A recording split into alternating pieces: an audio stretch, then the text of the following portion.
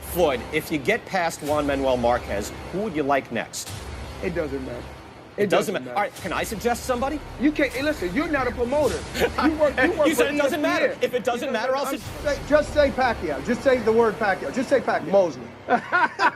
We couldn't break him down, Dan. That's why he's Floyd good. Mayweather. He's good at ducking and dodging. Floyd He's good Mayweather. at ducking and dodging. Floyd.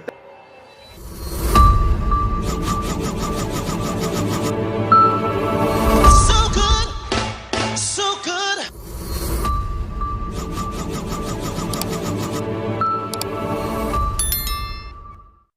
Ang mga dahilan kung bakit si Floyd Mayweather kay Pacquiao natatakot.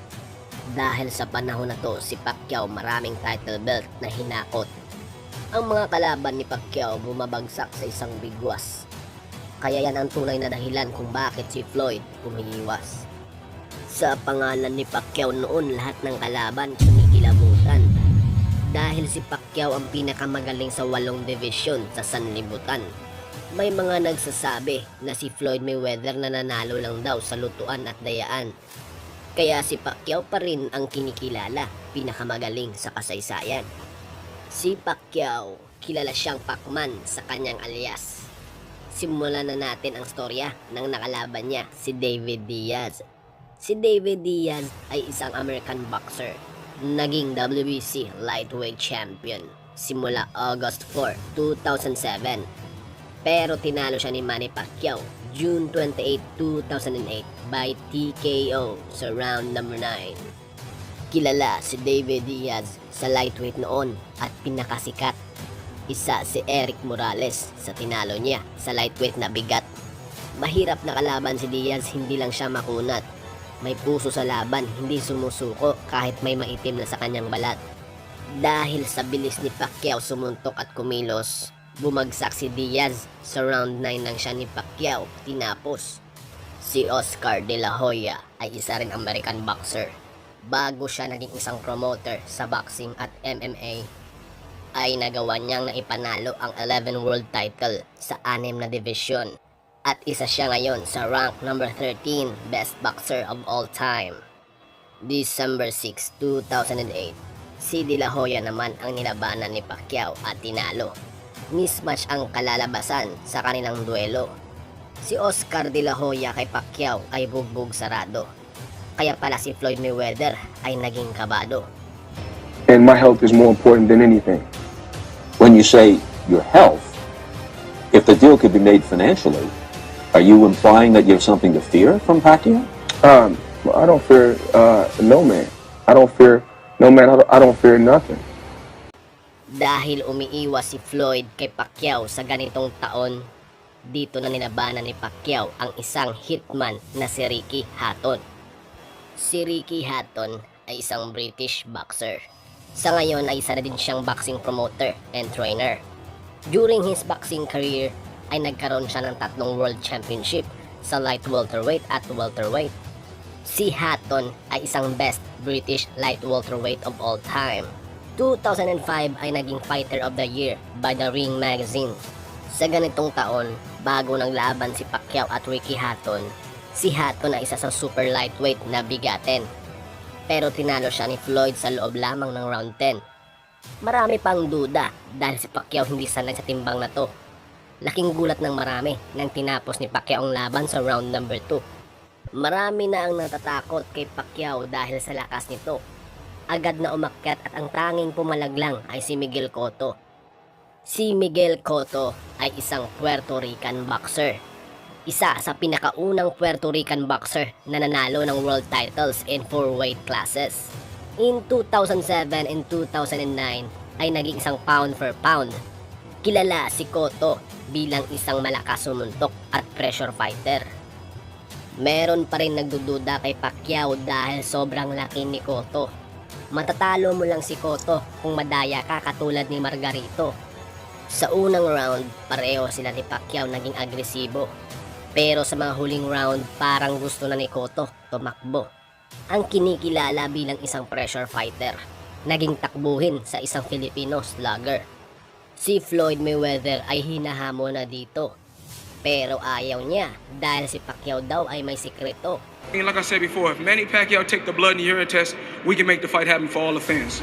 And if he doesn't, we don't got no fight. Na baka gumagamit ng bawal na gamot. Pero halata naman na ginagawa niya lang ito palusot. At marami na naiinis kay Floyd sa taon na to.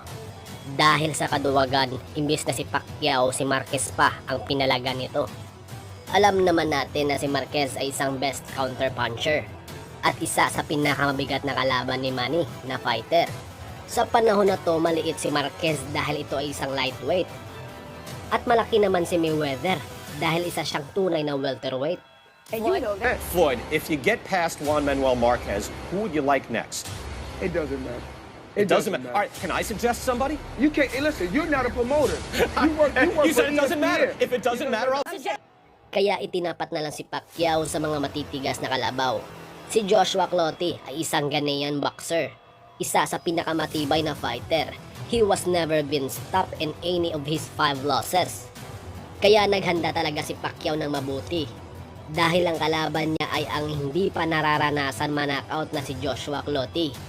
Nagmimistulang punching bag dahil ayaw ni Clottey bumalag. Dahil ayaw niya ang mukha mabasag. Hanggang sa matapos nagtatago lang at umilag. At dahil wala nang malakas na fighter na mahanap, si Manny sa super welterweight na ipapaharap. Baka dito pa lang si Manny mahirapan dahil matangkad at mabigat ang makakalaban. Si Antonio Margarito ay isang Mexican boxer. Kilala bilang aggressive, pressure fighter at durable chin.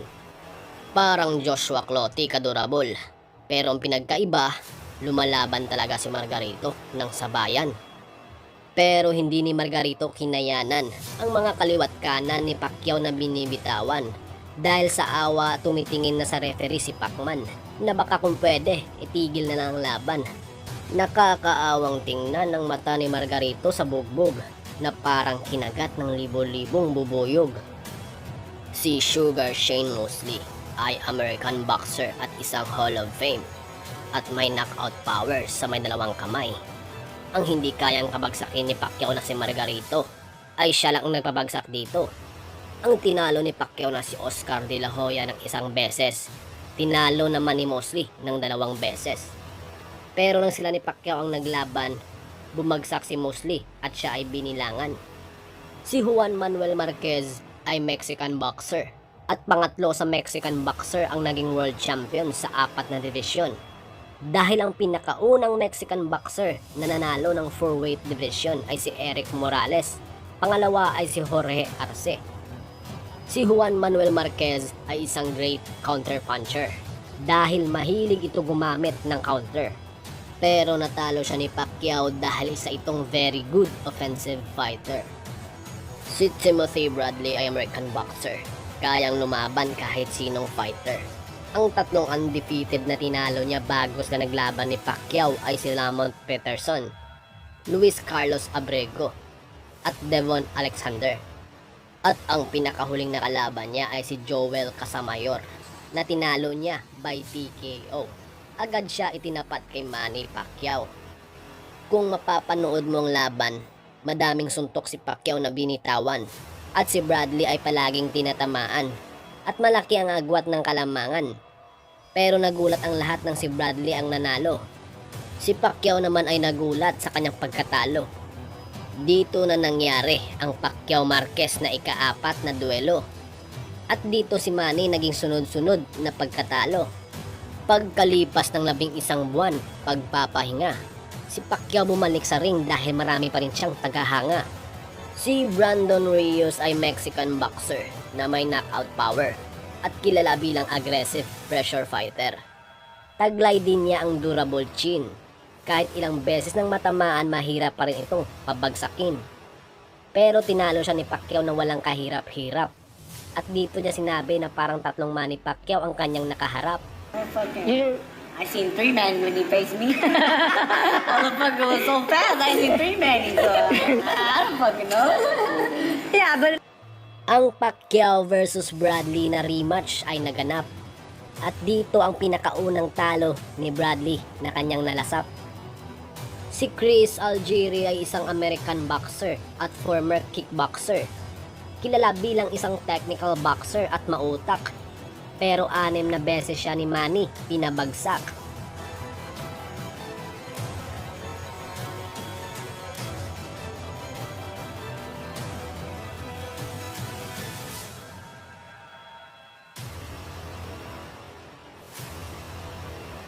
Si Pacquiao ay masaya at atat na atat dahil ang isa sa pinakahihintay ng lahat na ang Pacquiao versus Mayweather ay agad na itinapat.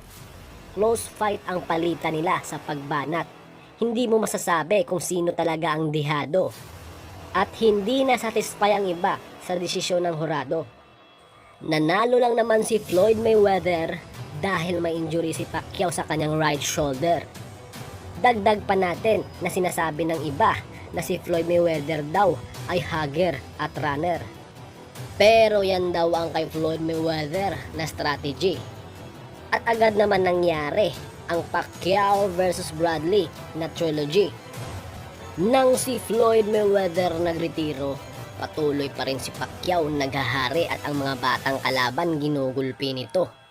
Si Jesse Vargas na American boxer ay isang former world champion sa two-weight class. Si Jeff Horn ay isang Australian boxer na walang talo. Agad itinapat kay Pacquiao na nagresulta ng isang kontrobersyal. Pero hindi si Pacquiao umangal. Kagaya ng dati, patuloy pa rin nagpapasalamat at nagdarasal. Si Lucas Metisi ay isang Argentine boxer at kilala bilang isang pressure fighter at may delikadong knockout power. Pero aanhin mo ang knockout power mo kung ang kalaban mo ay isang halimaw. Sumuko ng maaga si Metisi dahil takot mapahamak kay Pacquiao. Dahil baka magaya siya sa ginulpi ni Pacquiao ng mga kalabaw. Naging baldado at basag ang muka kapag hindi umaayaw. Agad si Pacquiao itinapat sa mabibilis gumalaw sa mga batang nasa prime at sa mga uhaw. Si Adrian Broner na isang American boxer na magaling sa in and out fighting style. Si Keith Thurman ay American boxer at isang former unified welterweight world champion. Si Thurman ay isa sa pinakadelikadong Ikaw ay boxer mababaon. dahil isa siya sa Madaming pinaka-hardest tagahanga punchers kung sa bilangin mo welterweight ay sa milyon-milyon. panahon At walang Pero sino man pinansyal ang ni makakabura Pacquiao sa sa record split niya decision. na 8 division. Kapag si Pacquiao ang kalaban Para mo, sa inyo mga ka-Ski Boys, ano masasabi nyo? Leave a comment down below at pag-usapan natin yan sa comment section ko. At dito na magtatapos ang video na to. Maraming salamat. Enjoy the day. Have a good day. Keep safe. God bless. Stay tuned. Yibe.